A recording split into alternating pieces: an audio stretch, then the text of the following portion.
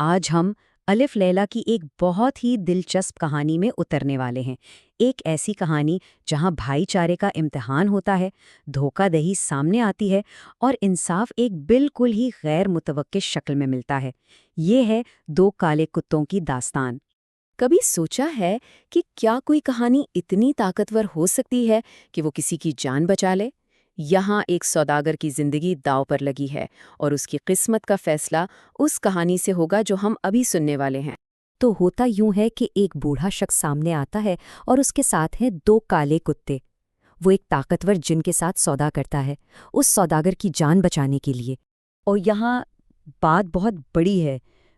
बूढ़ा आदमी जिनको चैलेंज करता है वो कहता है, अगर मेरी कहानी पहले से भी ज़्यादा अजीब और हैरानकुन निकली तो क्या तुम इस सौदागर के खून का 1/3 हिस्सा माफ़ कर दोगे?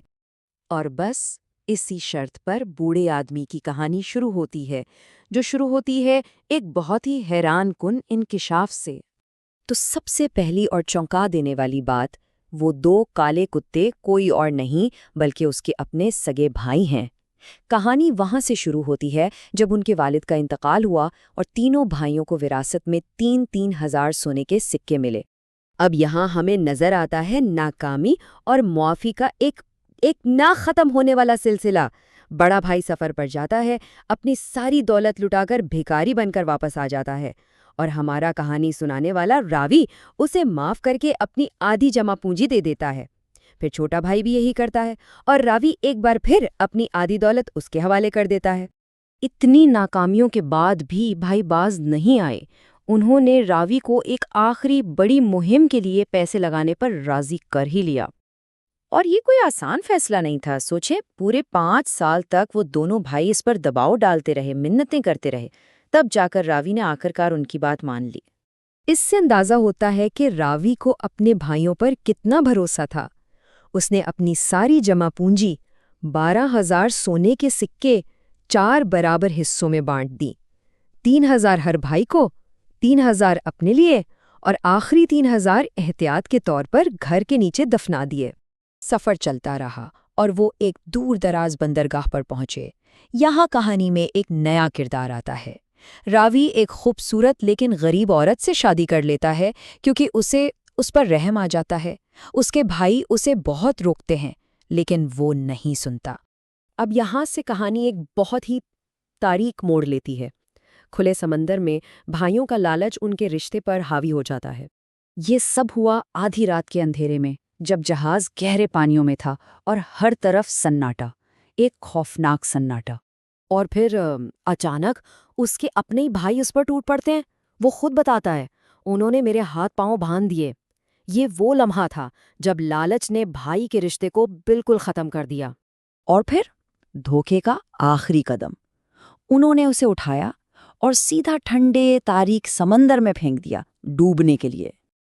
लेकिन जैसा कि ऐसी कहानियों में होता है, किस्मत को कुछ और ही मंजूर था। इस धोखे के बाद कहानी में एक ऐसा मोजज़ाती मोड़ आता है जिसका किसी ने सोचा भी नहीं होगा। याद है वो बेसहारा औरत जिससे रावी ने शादी की थी? अच्छा, वो कोई आम इंसान नहीं थी। उसने अपनी असलियत जाहिर की। वो एक ताकतवर जिन्निया थी और अब उसकी ताकत का वक्त था। फिर जो हुआ वो बिल्कुल नाकाबिले यकीन था। सबसे पहले जिन्निया ने पानी पर चलकर अपने शौहर को बचाया। फिर उसने कहा, बताओ, अभी तुम्हारे भाइयों और उनके जहाज को तबाह कर दूं? लेकिन रावी, उसने रहम की अपील की। जिन्निया ने उसकी बात तो मानी लेकिन इंसाफ भी किया। उसने दोनों भाइयों को 10 साल के लिए काले कुत्ते बना दिया। तो ये थी उस बूढ़े की कहानी। अब वापस आते हैं इस सौदागर और जिन की तरफ। बूढ़ा आदमी अपनी कहानी खत्म करता है और बताता है कि वो पूरे 10 साल तक अपने भाइयों की, जो अब कुत्ते बन चुके थे, देखभाल करता रहा, सिर्फ इस उम्मीद पर कि शायद कोई रास्ता निकले और वो वापस इंसान बन जाएं। जिनकी ये कहानी सुनकर बहुत मुतासिर हुआ। उसने कहा, खुदा की कसम, ये वाकई एक हैरानकुन दास्तान है। और बस इस कहानी की ताकत ने सौदागर की जान का 1/3 हिस्सा और बचा लिया। तो ये कहानी हमें एक बहुत गहरे सवाल पर सोचने पर मजबूर करती है। जब कोई धोखा दे तो असल इंसाफ क्या है? बदला लेना या माफ कर देना?